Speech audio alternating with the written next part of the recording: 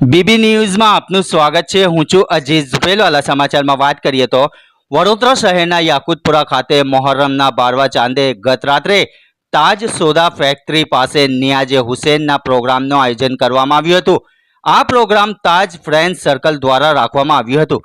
દરેક વર્ષની જેમ આ વખતે પણ નિયાઝનું આયોજન કરવામાં આવ્યું હતું, જેમાં 20 મણની નિયાઝ બનાવવામાં આવી હતી, જેમાં મોટી સંખ્યામાં લોકોએ લાભ લીધો હતો।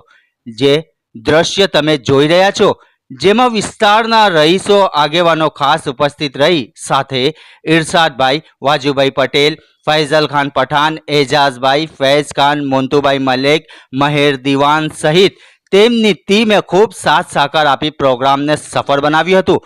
સાંભળીએ એડવોકેટ જુનેદભાઈ સૈયદ શું કહી રહ્યા છે। રિપોર્ટ અઝીઝ ઝુબેલવાલા।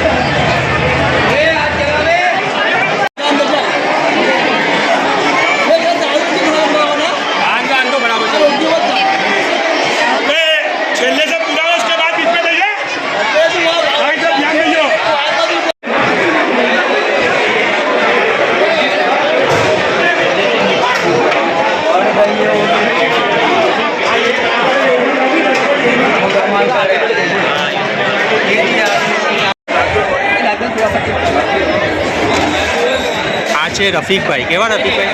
રફીકભાઈ કાસમભાઈ શેખ ગોબરજી, માંડવી રાજપીવાડી પોલ। બહુ સરસ બિરયાની બનાવી છે તમે। ક્યાં રહેવાનું? મેં બાવામણપુરા રહું છું, શાક માર્કેટ। રફીકભાઈ નામ છે?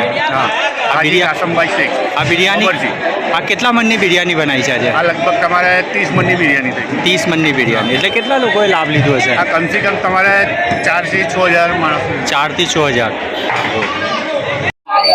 આજરોજ મોહરમના 12મા ચાંદે યાકુતપુરા તાજ સોડા ફેક્ટરી પાસે તાજ ફ્રેન્ડ સર્કલ દ્વારા નિયાઝે હુસૈન રાખવામાં આવેલી છે।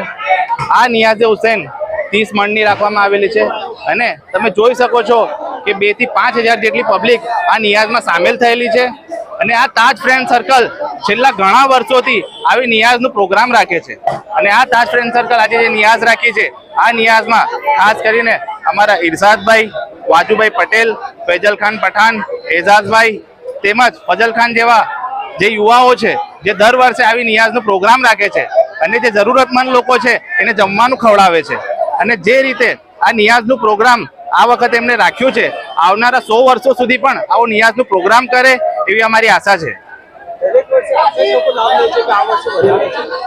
આમ જોવામાં આવે તો દરેક વર્ષે આના કરતા વધારે લોકો હોય છે, પણ અમને એવી આશા છે કે ગયા વર્ષનું રેકોર્ડ આ વખતે પણ તૂટશે, એના કરતા વધારે પબ્લિક છે। આજે નિયાઝમાં બિરયાની રાખવામાં આવેલી છે। એડવોકેટ જુનેદ સૈયદ। ઘંટી છે તેમને ક્લિક કરો જેથી અપડેટ ન્યૂઝ તમારા સુધી પહોંચી શકે।